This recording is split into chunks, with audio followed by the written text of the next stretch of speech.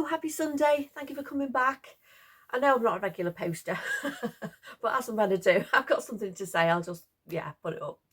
So I just wanted to let you know about an experience this week, and I've had a couple of conversations as well. So a really, really positive experience, which just really filled me with, hope for the NHS, because I've seen a lot of negativity about the NHS. And I can't say I'm a regular service user because I'm not. But my friend has had a few problems, my friend Carol, and has not been able to get to the bottom of it or get the sort of help that she needed. And I'm not really sure the reasons for that, to be honest. She's been to see a few doctors and not got any further forward. Anyway, she asked me to go with her to an appointment a while ago at a private hospital by us, which I don't really know how to describe that except as a very strange experience. So so she paid £2,000 for a private treatment because she wasn't getting anywhere with the doctors, and she was trying to explain to her own doctor what was happening. Anyway, she got referred to this private place, but on the NHS, if that makes sense. So she was there as an NHS patient, and when we went in, the doctor more or less implied, he didn't even imply it. He actually said, I've used the NHS 15 minutes just reading through your notes.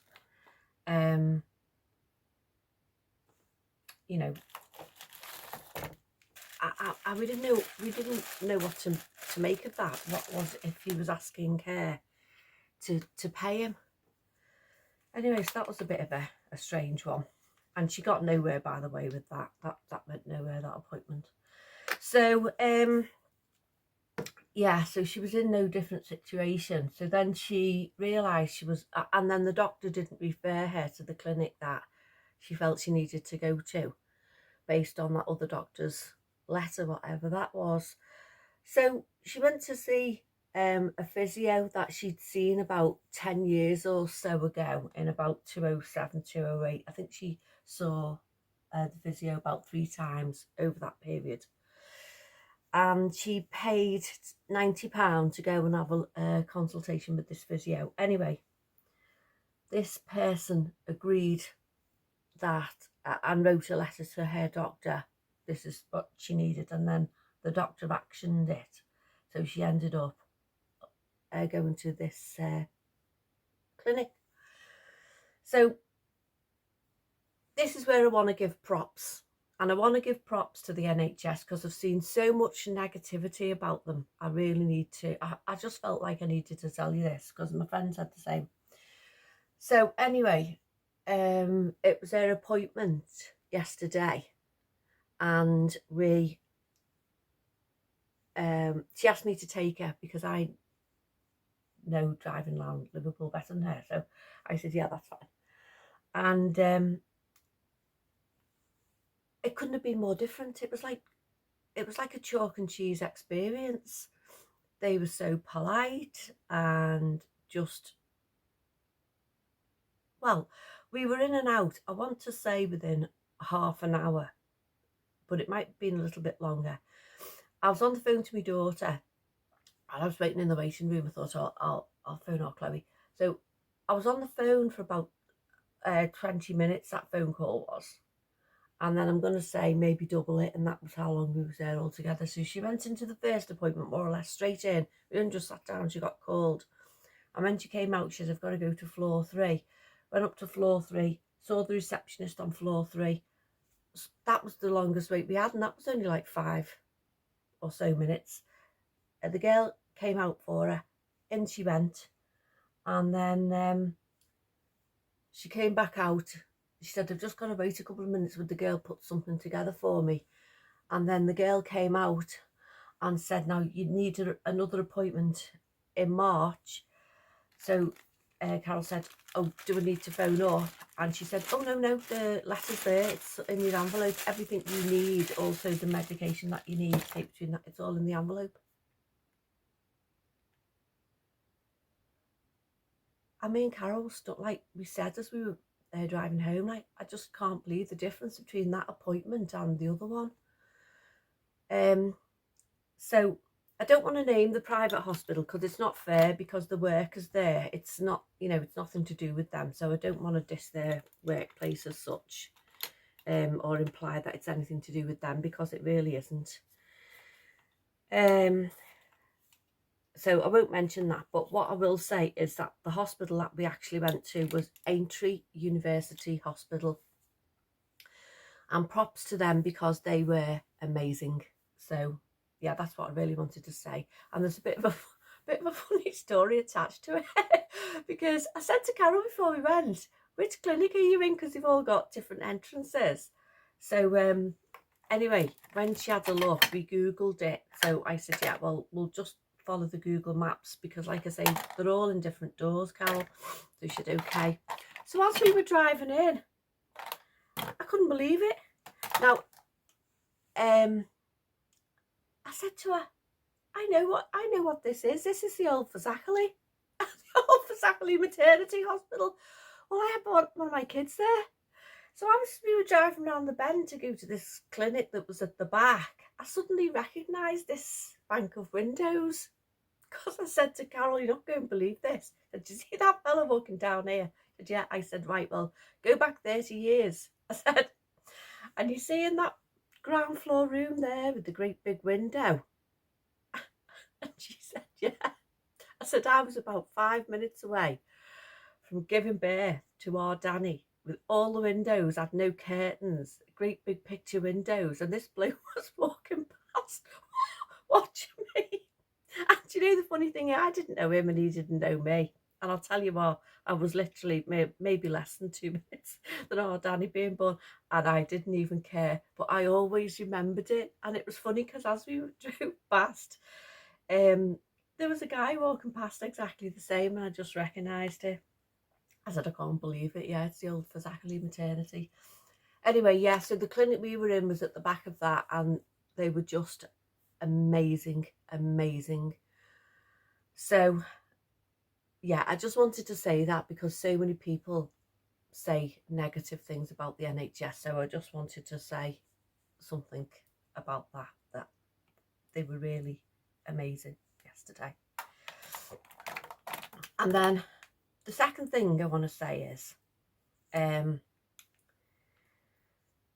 that I've had a conversation this week with a friend who is, you know, still at work, still in the workplace, and was saying that as she's getting older in the workplace, she feels like the young ones coming in now are, I don't know, they're not respectful of her, not respectful of her. So I said, well, obviously the same as you, I'm an older person in the workplace, and I think sometimes it's a combination. I don't think it's anything she's doing wrong, you know, and if this is happening for you, you know, well, you might be doing you might be doing something you might be doing something wrong, I don't know, but all I'm saying is don't take it personally, because I work in an amazing workplace. I work in an amazing workplace in an amazing role, and you know what, the workplace is amazing because of the people I work with, and I recognise that, because in the past I haven't worked with such a great mix, but now there's all kinds of people, and I can honestly say there's nothing comes from younger people in the form of disrespect towards the older workers, not that I've experienced. But what I can't say to you is this is just about young people in general, not necessarily about young people in the workplace.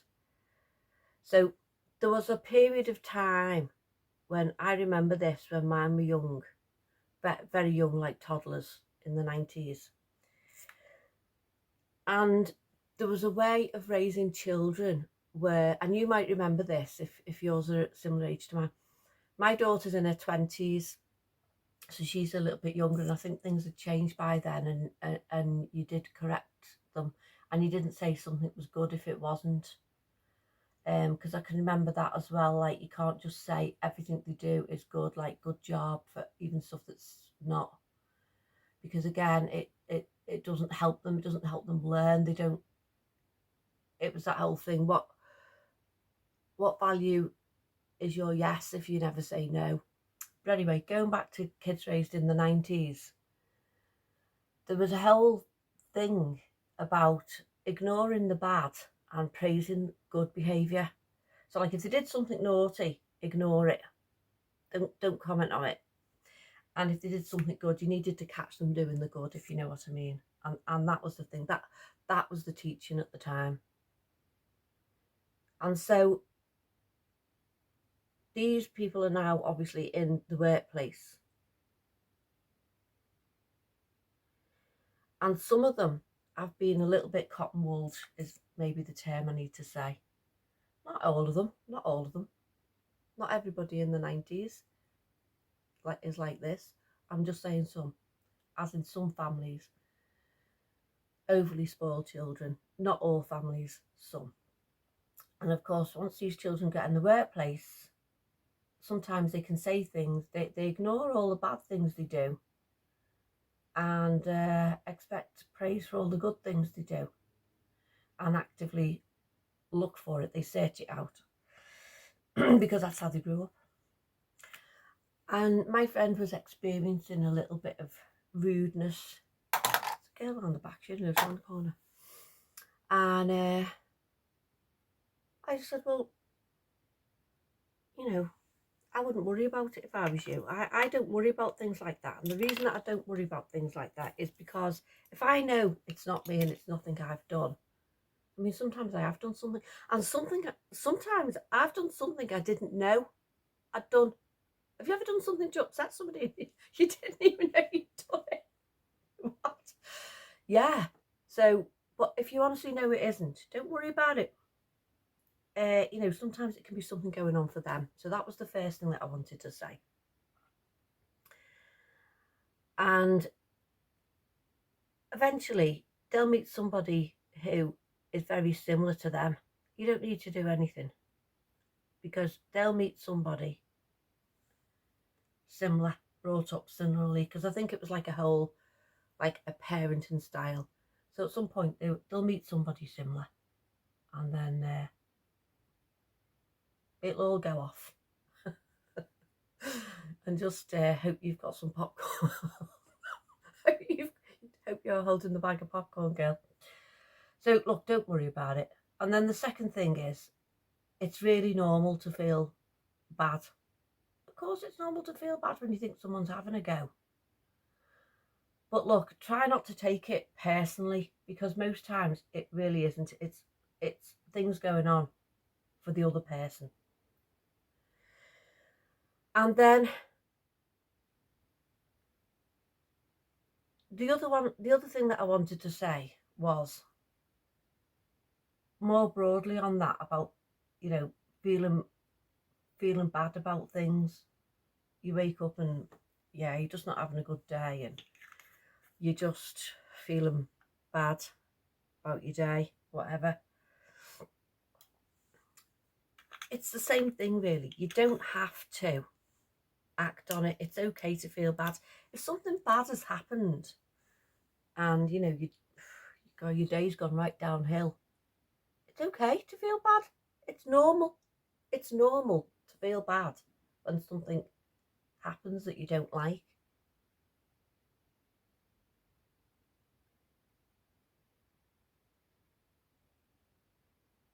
So while you're feeling bad, you don't have to act on it or do anything.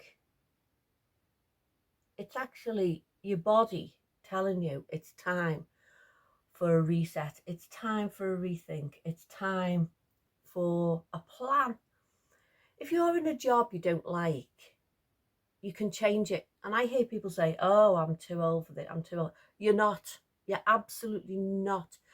There are employers out there who appreciate all different ages, shapes, sizes, everything. You're limited by your negativity. You're limited by your own thought process. And the way I always look at it is like views and sales online. I sell little bits and bobs. I've got a little, you know, when I want to switch up my wardrobe, because honestly, I ended up in a situation where I could barely get the doors shut. And I thought, I'm not wearing all this stuff, I need to sell it. And what I realised was the sales ratio, okay, was 1 to 10. For every 10 people that viewed it, 1 would buy it. So I knew the more people that viewed it, the more would buy it. And that's the same with your CV. If you're not happy, get your CV together. If you don't like how it looks, go to a professional CV. Just get out there, do your thing. And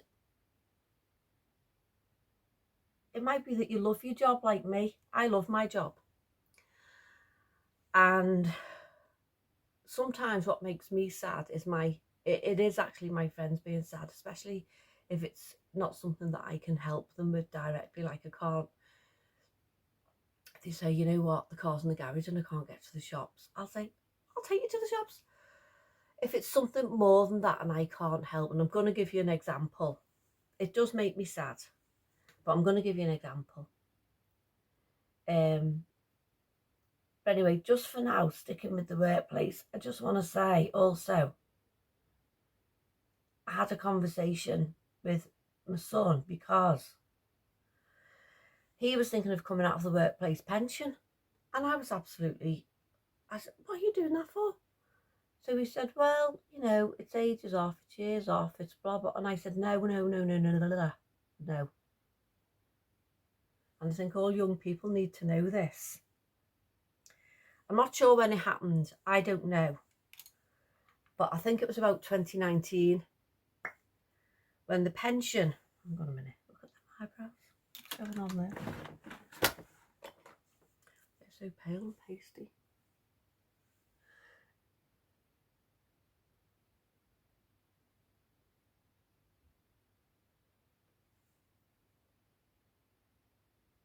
Oh, God. It's got pencil.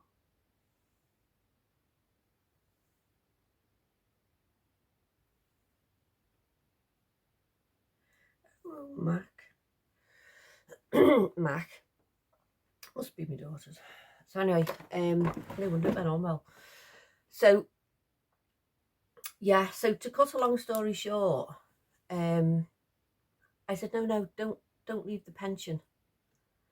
Because if you've got 40 years, like I wish I had, if you've got 40 years in a pension and you're paying in about £200 a month, my son pays in £80 a month and it's matched by his workplace.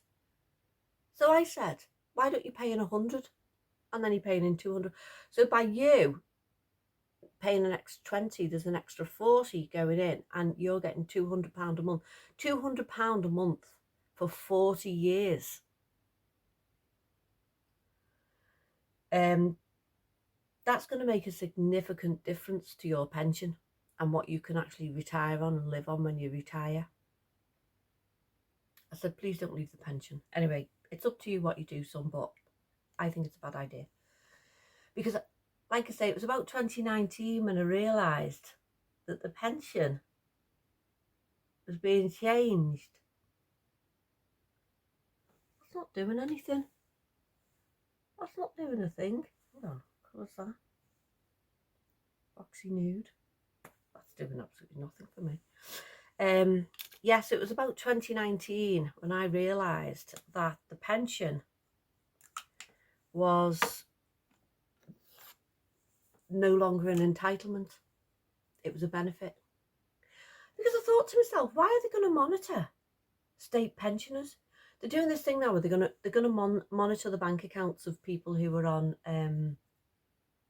benefits. And I thought, why are they monitoring pensioners, state pensioners? That made no sense. And that until I realised that the pension had been changed from an entitlement to a benefit. And then I realised that obviously they want individuals to pay into their own pensions. God, that looks so pasty. They want individuals to pay into their own pensions, and then they're going to make the difference up with pension credit. That's still not... What is going on? Must be a lot of pigment in that very pair. Listen, this could all go horribly wrong. I'm about to go berserk here and try this one.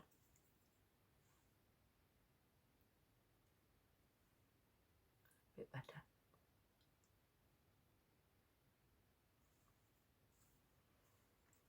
There we go, a bit better. So I don't look so pasty.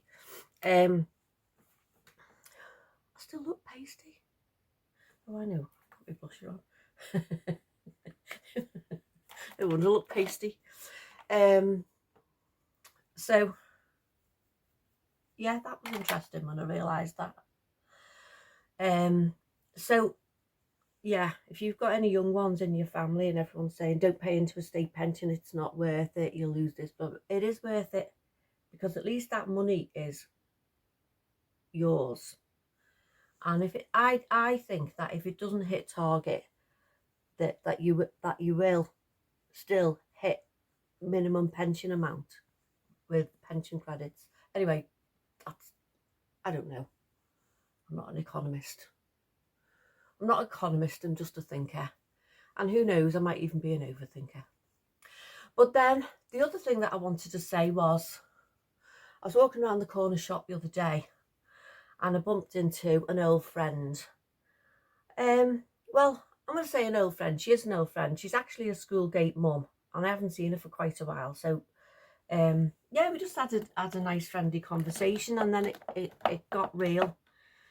I'm going to tell you what happened.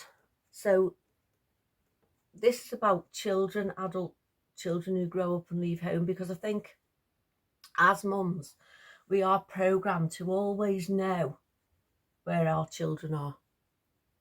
Always know where they are. And then it's very difficult as they get older to give them up, to give up that need to know. And I think even more so if they move abroad and you don't know where they are. Well, you know where they are, but not what they're doing day to day, you know what I mean. And I think it is hard. I think it is hard on people. People struggle with it.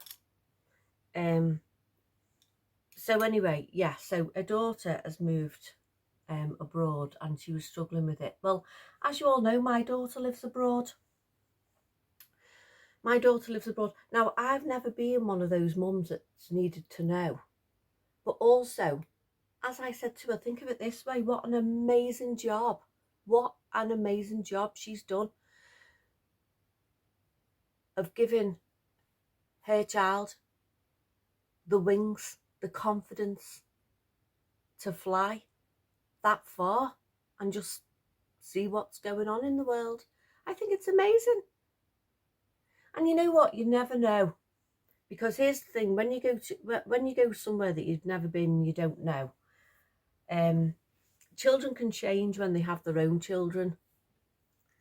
And sometimes where they are now isn't where they realise that they want to be when they are having their own, or at least they've had the children, but then when the children get to an age where they understand more about what's going on, they want to have the grandparents around. So, you know, they might come back. And I know that a lot, because my friend Carol, her son went to Australia. Really, really loved it. Really, really enjoyed it. But then when his kids came along, he wanted to come back because he wanted the children. It wasn't only Carol who was here, it was the rest of the family. You know, and he satisfied his wanderlust, and yeah, he came back. So that could always happen. But you know what? Even if it doesn't, wherever they are, that's your new favourite holiday destination. You've always got somewhere to go. So there's always a bright side. And another one of my friends has moved to Spain because yeah, her daughter went out there and they built like a little granny annex or whatever you call them, you know, a little, what's it called, finker or something. Oh, I don't know. Anyway, yeah, so she's gone there. So in all situations, it's how you frame it for yourself, I think. And for me, I always choose to find the positive. I don't know if that's just my personality and how I was brought up. I think it might have been. And so this is just me rambling. But if it just gives anybody a little bit of hope or, you know, something like that, that's all I've said it for, really. Because some of the conversations that I've had this week, they have made me feel sad. I don't like to see people I've grown up with and around. I think we all, you know, I don't like to see them sad, and I think we all change as we get older, and it is how you frame things. And I don't want to say I'm having a great life, but I am. I am.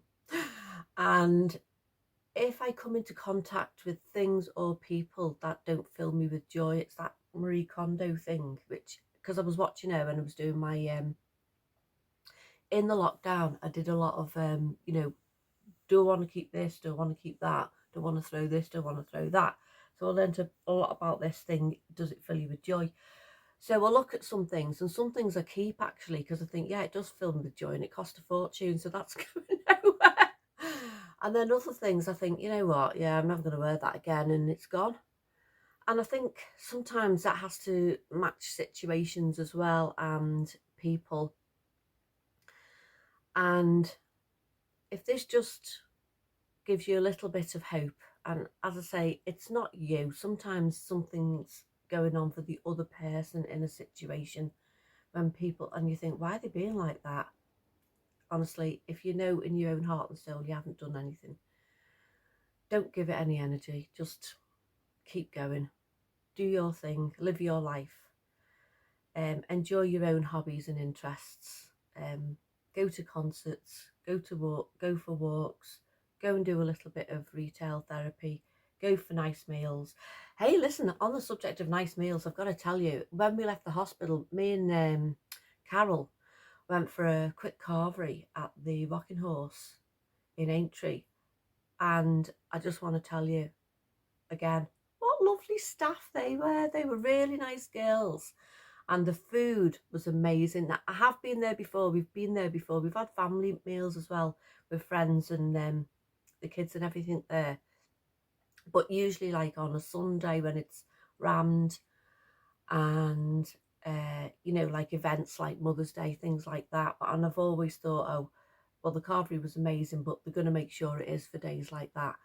Well, look, this was a random day. This was like a random Friday. And yeah, the food was still amazing. So I just want to make that comment. And I sent a little WhatsApp photo of us over to my daughter. So I'll pop that little WhatsApp photo in at the end, and you can see us in the Rocking Horse. Anyway, yeah, so that's it. It's just me rambling and just a little conversation about things. So, oh, and I bought a load of stuff off Temu. Some of it's really nice.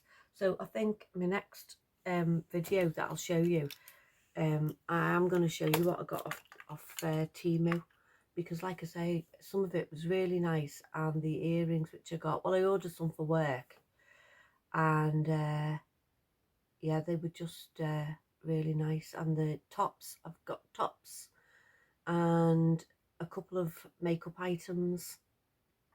And yeah, so that'll be my next video. Happy Sunday, everyone. Bye bye.